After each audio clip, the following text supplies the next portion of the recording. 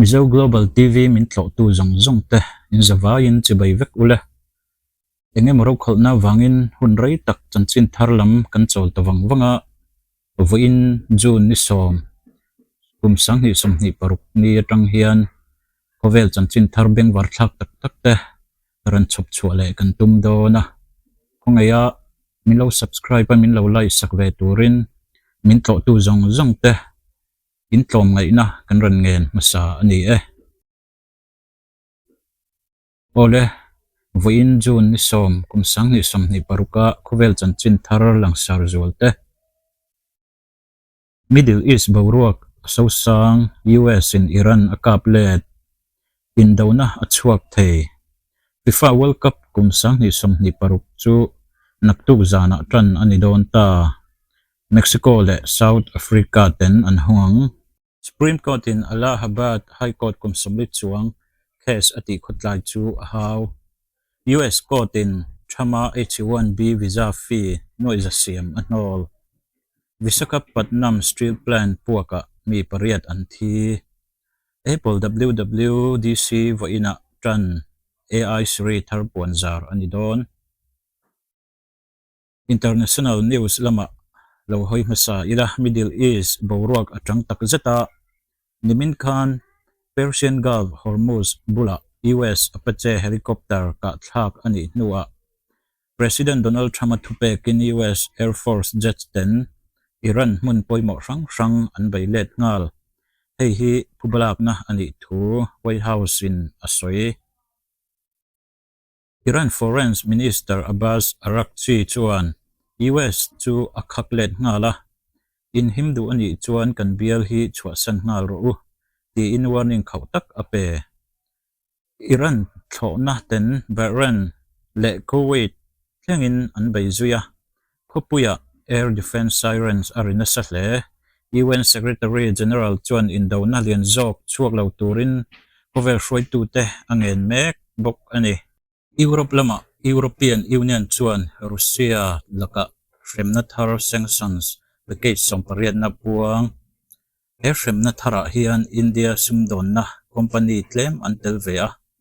hei hian New Delhi le Brussels Ankara diplomatic boruak atitang hle Africa lama Democratic Republic of Congo a Ebola hri aleng le meka thakhat chungin mi zachuang an thito ani case zanga somnga atling to ti WHO in apuang Brazil na lama thunai tu te anin puacha na sale World Cup lama kovel mit afumek naktu zan jun ni som pakhat hian Azteca Stadium Mexico City a FIFA World Cup kumsang ni som ni paruk chu ropui takin hon ani dona awai khatna atan rampathum Canada Mexico le United States ten an thleng ho dona team somli pariat ngot antel dona wangin World Cup lian ber ani don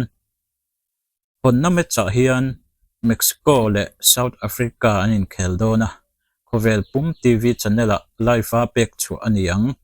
warm up match a Nimin Khan Spain in Peru Sithum le Sikhatin anhea World Cup tran ma in team lian te an in puacha mek ani India ram chung chanchin thar then khatte Supreme Court chuan voin Khan Allahabad High Court chu how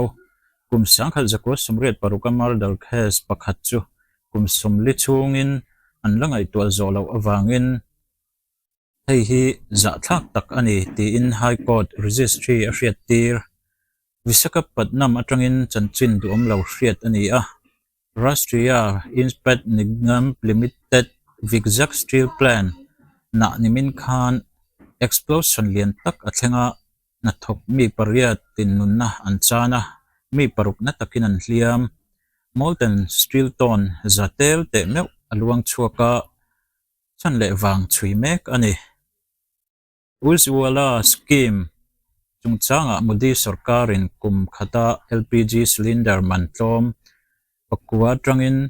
palia atitlem hei hi Congress party in sarkar hi thunai na achil ani ti in an bailet ngala NEET UG re-exam June ni somni pakhata nei tur chungchanga voina parliamentary panel ma NTA le ministry official te an inlan bok business lama US district just Leo Sorokin chuan president Haman H1B visa fee dollar noi khat asiam chu anol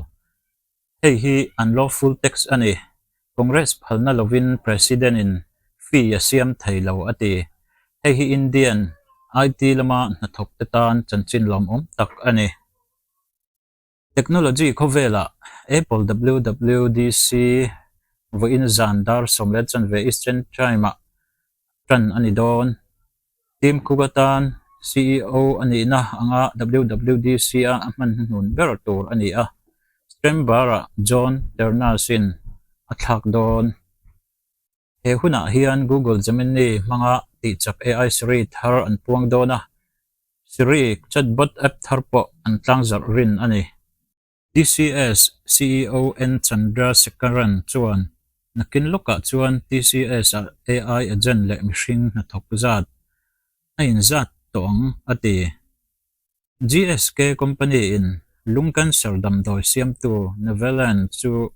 dollar tlule ding on somin leidon bok ani ole khati jong kha voin lama chanchin thara kan ran ti chuan thei te chuan ni a nexa kan in hule thep don nia in zavain mang thavek ule